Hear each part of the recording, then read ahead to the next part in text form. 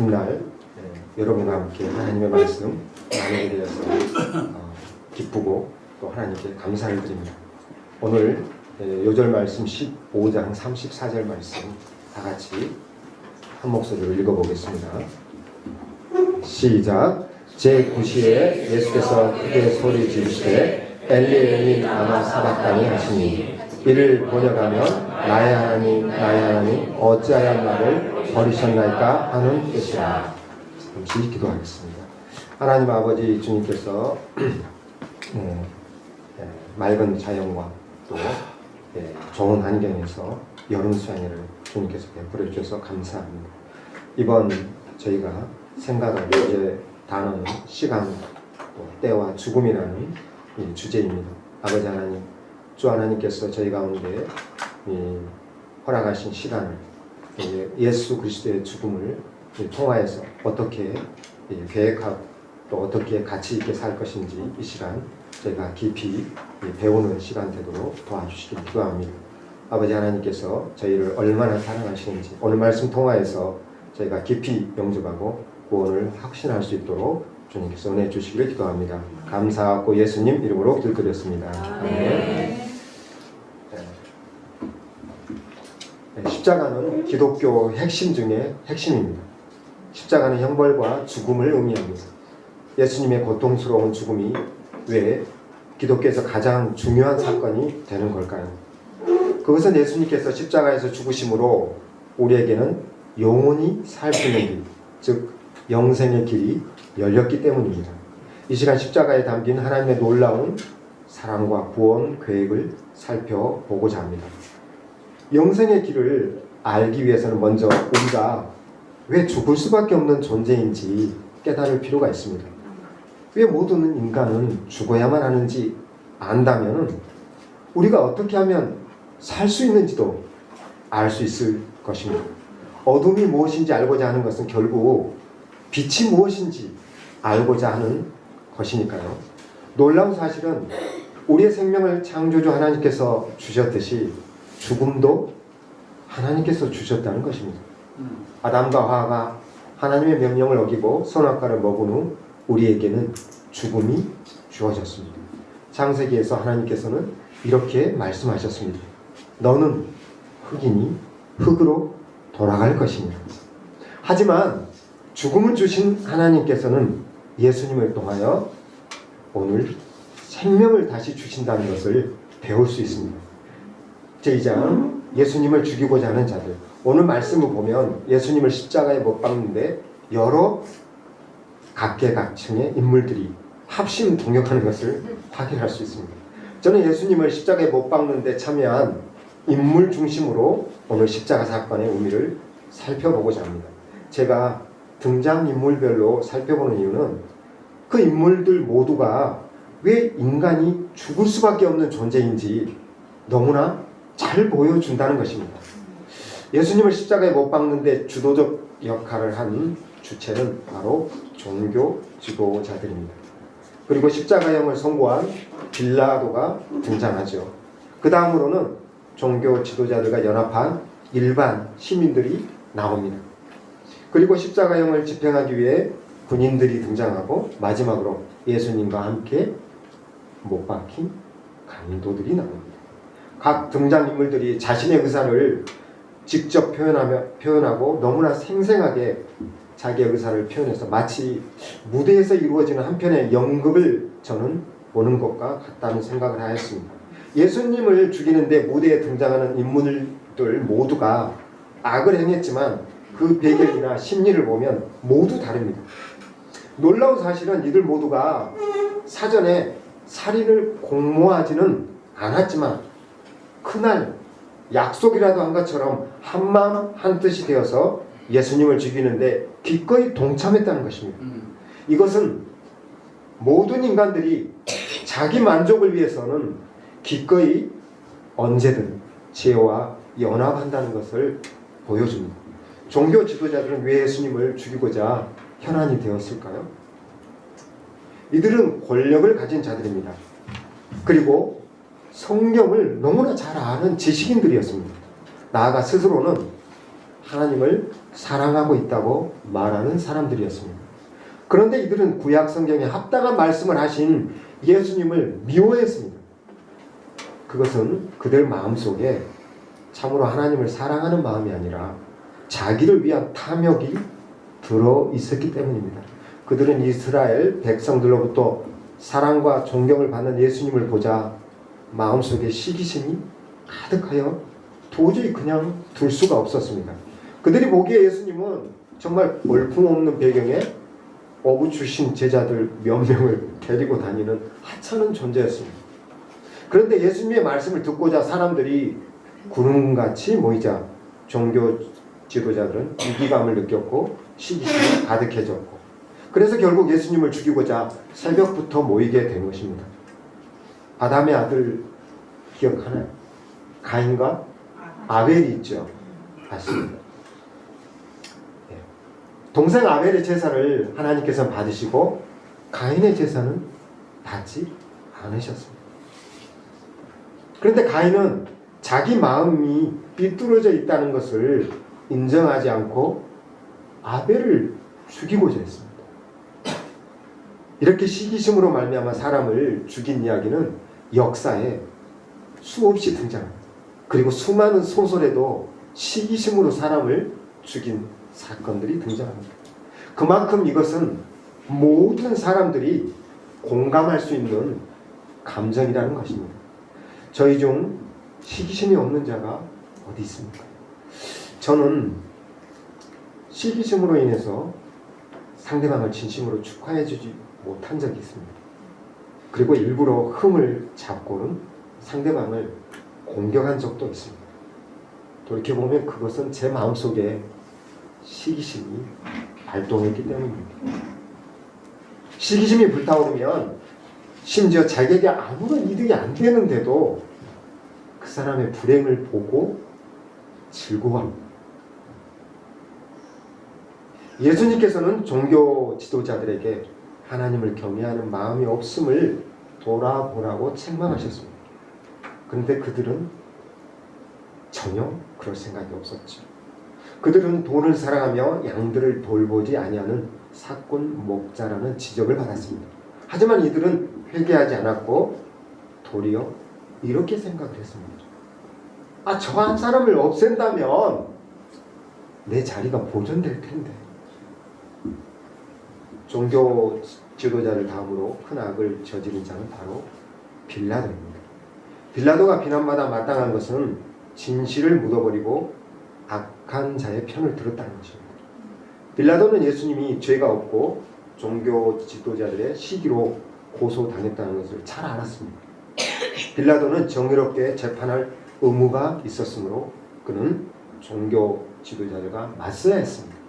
하지만 그는 종교 지도자들에게 맞서다가 유대인들이 폭동이라도 일으킨다면 큰일이라는 생각을 하였어요. 빌라도의 양심은 종교 지도자들의 양심과 전혀 다르지 않습니다.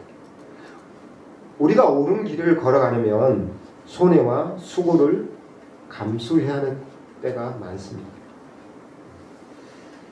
저도 빌라도와 같이 무엇이 옳은 길인지 생각하기보다는 어떤 것이 내게 이득이 될까, 또 내가 그걸 선택하면 나에게 어떤 일이 먼저 벌어질까 생각하는 습관이 있습니다. 그래서 더 나은 길을 알면서도 제가 손해보지 않고 싶고 또 제가 피곤함을 덜고자 회피한 적이 많습니다. 제가 빌라도의 위치에 있었다면 정말 빌라도와 같이 어리석은 길을 선택하지 않고 정의로운 길을 선택했을까? 생각해보니 장담하기 어렵습니다. 시골에서 올라온 한 청년, 이 사람을 위해서 내가 종교 지도자들과 맞서야 할까? 이런 고민을 했을 것 같습니다. 내가 공직에서 쫓겨날 수도 있다는 생각이 들어 마음이 약해졌을 것 같기도 합니다. 하물며 제 목숨이 만약 달렸다면 제가 얼마나 정의 앞에서 흔들렸겠습니까? 근데 분명한 것은 악한 행위는 변명으로 해결될 수 없다는 것입니다. 다음으로 권력자들의 확성기소리에 휩쓸린 일반 시민들을 살펴보겠습니다. 이들은 소문으로라도 예수님을 접했거나 직접 예수님이 행하신 역사를 본 사람들일 것입니다. 그런데도 왜 이들이 예수님을 십자가에 못 박으라고 외쳤을까요? 저는 정말 이해가 안 됐습니다. 종교 지도자들과 빌라도는 자신들의 이익을 지키고자 하는 방향이 있었지 않습니까? 그런데 왜 일반 시민들은 무슨 이득이 있길래 흥분하여서 예수님을 죽이라고 외쳤을까요? 저는 이들의 심리가 무엇인지 생각해 보았습니다. 이들의 태도는 결국 힘이 정의라고 생각하는 타입입니다. 권력이 정의라는 것이죠. 이들은 권력자들의 입맛에 맞추어 예수님을 기꺼이 조롱하기도 했습니다. 우리도 이들처럼 많은 사람들이 선택하는 넓은 길, 그 길에 합류할 때 편안함을 느낄 수 있습니다. 모난돌이 정 맞는다고 적당히 눈치껏 살아야 손해보지 않지, 이런 생각을 할 때가 있을 것입니다. 하지만 옳은 길은 결코 다수결로 결정되는 것이 아니라는 것입니다. 예수님을 십자가에 못 박은 군인들은 어떤 죄를 저질렀습니까? 군인들은 예수님을 십자가에 못 박기 전에 재미삼아 예수님을 때리고 침 뱉으며 조롱했습니다. 그들의 생각은 이런 생각이 아닐까 생각됩니다. 어차피 죽을 죄인인데 좀 괴롭힌 것이 뭐가 문제돼?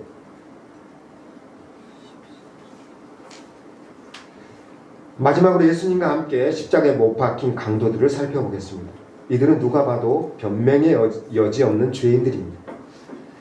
이들이 예수님 옆에서 사형당한 것은 성경적으로 보면 큰 의미가 있습니다. 강도들이 십자가에 못 박혀 예수님 좌우측에 매달린 것은 죄를 지으면 반드시 죽게 된다는 것을 확실히 보여주는 것입니다. 하나님은 죄를 미워하는 것이 아니라 죄를 짓고 사는 우리들도 죄인을 미워합니다. 죄의 삭은 사망이라는 성경 말씀이 바로 이 장면에서 정확하게 보여줍니다. 지금까지 죄 없으신 예수님을 못 박는데 악을 행한 사람들의 면면을 살펴보았습니다. 제가 이 사람들의 악함을 살펴본 것은 이들을 비난하고자 함이 아닙니다. 우리가 이들과 다르지 않다는 점을 제가 말하고자 하는 것입니다. 중요한 것은 우리 중 아무도 죄 없다고 말할 수 없다는 것입니다. 강도죄는 아니라도 남을 미워하고 시기했던 죄, 군인들과 같이 무자비하고 종교 지도자들과 같이 교만하며 음란한 죄를 짓고 우리는 살고 있습니다. 우리도 예수님을 조롱하고 죽이고자 하는 사람들과 실질적으로 다를 바 없다는 것입니다. 강도들이 못 박혔던 그 십자가에 우리가 못 박힌다고 해도 결코 이상한 일이 아닙니다.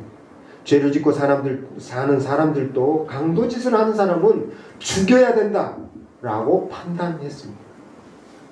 거룩하신 하나님 앞에서 우리가 죄인으로 어떻게 심판을 면할 수 있겠습니까? 우리는 죄로 말미암아 심판받아 죽을 수밖에 없는 존재임을 인정해야 합니다.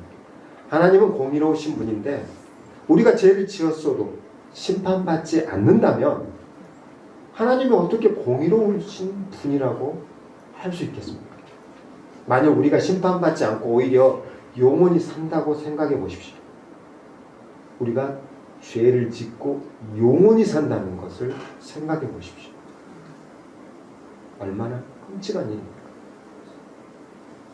3장 죽음으로 생명의 시간을 여신 예수님. 빌라도가 예수님을 신문했을 때 예수님께서 다른 질문에는 답하지 않으셨습니다. 그러나 한 가지 질문에는 분명히 답하셨습니다. 내가 유대인의 왕이냐? 라고 빌라도가 묻자 예수님께서 내 말이 옳도다 라고 답하셨습니다. 어째서 예수님께서 유대인의 왕이란 말입니까? 예수님의 이런 대답을 들은 종교 지도자들은 예수를 십자가에 못 박아야 한다며 더욱 핏대를 세웠습니다. 십자가에 못 박은 후에는 어떻게 했습니까? 조롱을 했죠. 저가 남 구원한다고 하더니 자기는 그냥 죽네? 이랬다는 거예요. 왕은 무슨 이랬겠죠. 하지만 예수님께서는 정말 진실을 말씀하셨습니다. 그리고 우리가 꼭 알아야 하는 대답입니다. 왕은 통치권을 갖고 있는 지위에 있습니다. 즉 다스리는 권세가 있다는 것이에요. 그래서 왕이라고 하는 거예요. 어떻게 예수님께서 왕이 되며 특히 유대인의 왕이 되실까요? 하나님께서는 이스라엘의 조상 아브라함을 부르시고 그 후손을 통해 구원자를 주시겠다고 약속하셨습니다. 예수님께서는 우리의 영혼을 구원하실 왕으로 오셨음을 선포하셨지만 육신의 만족을 추구한 사람들이 이를 깨닫기는 어려웠을 것입니다. 어둠이 별을 더욱 빛나게 한다죠. 사람들의 죄악이 깊다는 것을 깨달을수록 사람은 구원을 절실하게 요구하고 있다는 것을 알 수 있습니다. 오늘 등장인물 중에서 예수님의 통치권을 처음 인정한 사람은 십자가에 못 박힌 강도입니다. 그는 공인된 죄인으로 사형 선고를 받았지만 정말 놀랍게도 죽기 직전 회개하고 예수님을 구원자로 영접하였습니다. 이때 예수님께서는 그 즉시 그의 영혼이 구원받게 될 것임을 약속하셨습니다. 그 즉시. 빌라도는 황제의 정권을 받은 자로 예수님을 죽이는 권세를 행했습니다. 예수님께서는 하나님께로부터 전권을 받아 생명을 살리는 권세를 행사하신 것입니다. 정신이 아득해지는 극심한 고통 가운데서도 한 영혼을 구원하신 예수님을 보면 예수님이 왜 이 땅에 오셨는지 정말 잘 깨달을 수 있습니다. 예수님께서 마지막 숨을 거두시기 전에 이렇게 외치셨습니다. 엘리 엘리 라마 사박다니. 이를 번역하면 나의 하나님, 나의 하나님 어찌하여 나를 버리셨나이까? 라는 뜻입니다. 왜 죄 없으신 예수님께서 버림받았습니까? 이것은 예수님께서 온 세상 모든 사람들의 죄를 짊어진 죄인이었기 때문입니다. 구약 성경 이사야서는 다음과 같이 예언하였습니다. 그는 멸시를 받아 사람들에게 버림받았으며 간고를 많이 겪었으며 질고를 아는 자라. 마치 사람들이 그에게서 얼굴을 가리는 것 같이 멸시를 당하였고 우리도 그를 귀히 여기지 아니하였도다. 그는 실로 우리의 질고를 지고 우리의 슬픔을 당하였거든. 우리는 생각하기를 그는 징벌을 받아 하나님께 맞으며 고난을 당한다 하였노라. 그가 찔림은 우리의 허물 때문이요 그가 상함은 우리의 죄악 때문이라. 그가 징계를 받음으로 우리는 평화를 누리고 그가 채찍에 맞음으로 우리는 나음을 받았도다. 그러므로 지금 십자가에 매달린 예수님의 육체는 죄 많은 저의 육체이고 바로 여러분의 육체입니다. 큰 대못으로 나의 손목과 발목이 박히고 나의 몸이 높이 매달려 내가 벌벌 떨고 있는 모습이 보입니까? 발가벗겨져 뺨을 맞고 침뱉음을 당하는 수치심이 느껴지십니까? 이것이 본래 죄인들에게 예정된 코스입니다. 이 시간을 아무도 피할 수 없습니다. 죽음이 무서운 것이 아니라 진정 무서운 것은 내 영혼에 영혼이 무가치한 죄인이라는 죄패가 새겨지는 것입니다. 심판받아 죽을 수밖에 없는 죄인들이 살 수 있는 유일한 방법은 죄의 대가를 치르고 용서받는 것입니다. 그런데 우리가 그 죄의 대가를 치르기 위해 죽는다면 우리에게는 살 수 있는 기회가 없는 것이죠. 그래서 공의로우신 하나님께서는 우리를 대신해 그 아들을 희생 제물로 내놓으신 것입니다. 하나님의 용서 방법은 너무나 고통스러운 방법이지만 하나님께서는 그 고통을 감수하고라도 우리를 살리기 원하신다는 것입니다. 하나님께서 만일 육체가 있다면 진실로 그 살점을 떼서라도 우리를 살릴 것입니다. 그래서 성경은 예수님께서 십자가에서 못 박혀 죽으신 것에 대해서 예수님께서 자신의 몸을 찢어 죄인들이 살 수 있는 생명의 길을 내셨다고 말합니다. 구약 성경을 보면 하나님께서는 수없이 여러 번 죄인들에게 용서의 손을 내밀었습니다. 하지만 사람들은 교만하여 그 손길을 뿌리치고 죄인이 아니라며 대들었습니다. 하나님께서는 지금 이 시간이 내 아들을 희생해서라도 너희들을 살리고 싶다고 말씀하고 계신 것입니다. 십자가에서 죽으신 예수님을 보고 백부장은 자기도 모르게 예수님을 하나님의 아들로 고백하였습니다.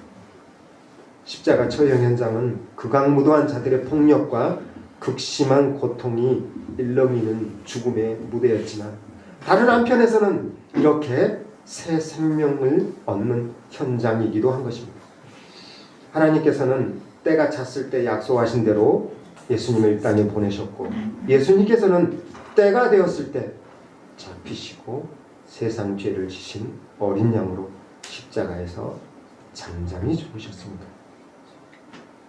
예수님께서 십자가에서 죽으심으로 우리는 이 땅에서 새 인생, 새로 부여된 시간을 갖게 되었습니다. 잠시 저의 옛날에 구원받을 때의 그때의 기쁨과 또 평강에 대해서 말씀을 드리고자 합니다. 저는 대학교에 입학하고 이곳 UBF에 나와서 성경 공부를 하면서 예수님을 영접하게 되었습니다. 저는 교회에 나오기 전에 내면의 여러 가지 죄악을 살펴보면서 인간은 참 살 자격이 없는 게 아닌가라는 생각을 했습니다. 제가 선하게 살려고 노력할수록 저의 죄가 더욱 선명하게 보였습니다. 저는 인간이 정말 무가치한 존재라는 생각을 하게 되자 제 자신에 대해서도 실망을 했지만 제가 무슨 생각을 했겠습니까? 저 사람도 무가치한 사람이야 라는 생각을 하게 되었습니다. 그래서 당연히 색안경을 끼고 볼 수밖에 없었습니다. 인간에 대한 부정적인 생각은 저의 삶을 항상 두렵고 심판에 대한 고통으로 저를 휩쓸게 했습니다. 어렸을 때부터 저희 가정은 아버지의 폭력으로 굉장히 힘들었습니다. 저희 집에 일주일에 2-3번은 밥 먹다가 이 UFO 접시들이 날아다녔습니다. 어쩔 때는 김치 국물이 묻은 채로 학교에 등교해야 했습니다. 아버지는 너무 공포의 대상이었습니다. 저는 아버지의 폭력을 피해서 중학교 때는 몰래 이불을 교실에 숨겨놓고 교실에서 잤습니다.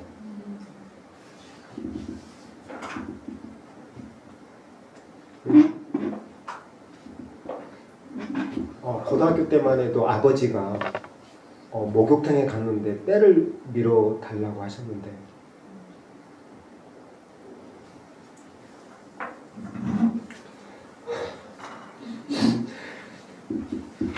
전 아버지의 자신에 대해 너무 싫었어요. 죄송해요 아버지. 칼을 닦는 게 너무 싫었어요.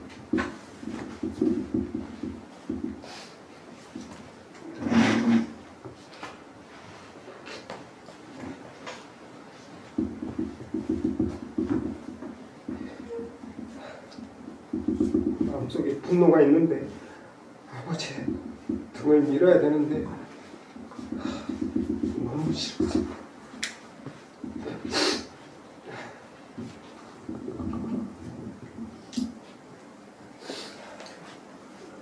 저는 사람을 미워하는 마음이 정말 사람을 고통스럽게 한다는 것을 경험을 했습니다. 그런데도 저는 제가 또 죄인이라는 생각 때문에 이중으로 기억했습니다.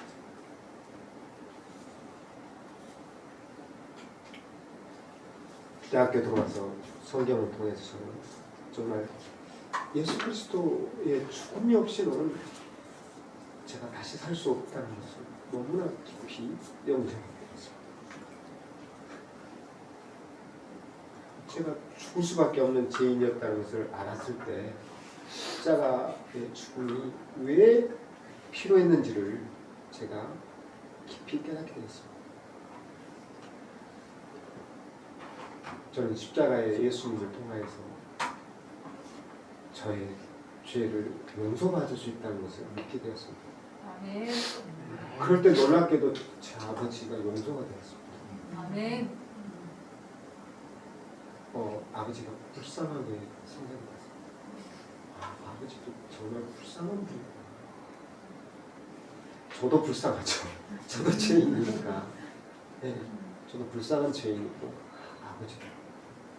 그 뒤로는 아버지에 대해서 나쁜 분노의 감정이 없어졌습니다. 제가 십자가를 영접했다고 해서 제가 선한 사람이 되었다는 뜻이 아닙니다.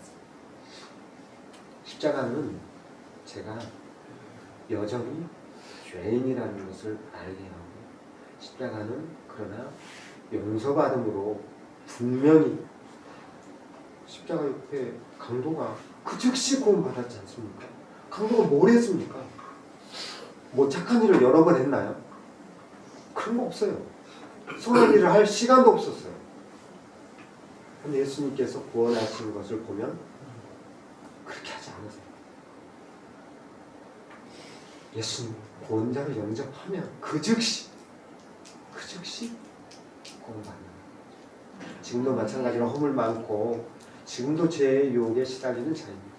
그러나 분명한 것은 제가 죄의 노예로 죽지 않는다는 것이 너무 감사하고 또 구원을 확신함으로 하나님께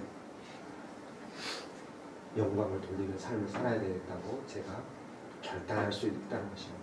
아멘. 영생의 확신은 죽음 이후에만 작용하는 것이 아니라 이 땅에서 우리에게 남아있는 시간도 새로운 삶으로 채워갈 수 있는 능력이 있다는 것입니다. 예수님의 십자가를 영접한 제자들은 죽음을 두려워하지 않고 복음을 전파하는 삶을 보여주었습니다. 십자가는 회복이고 십자가는 능력입니다. 십자가를 통하여 우리가 구원을 확신하게 되었다면 이제 우리에게 남겨진 시간은 하나님께 좀 더 다가가야 돼요. 그리고 하나님의 말씀대로 살아보는데 사용해야 되지 않겠습니까? 아멘. 하나님께서 우리에게 영생의 시간을 허락하셨습니다. 육체의 소멸에 대해서 이제 더 이상 겁먹을 필요가 없는 것입니다. 고린도후서 6장 2절은 다음과 같이 말합니다. 이르시되 내가 은혜 베풀 때 너에게 듣고 구원의 날에 너를 도왔다 하셨으니 보라 지금은 은혜 받을 만한 때요 보라 지금은 구원의 날이로다. 아멘.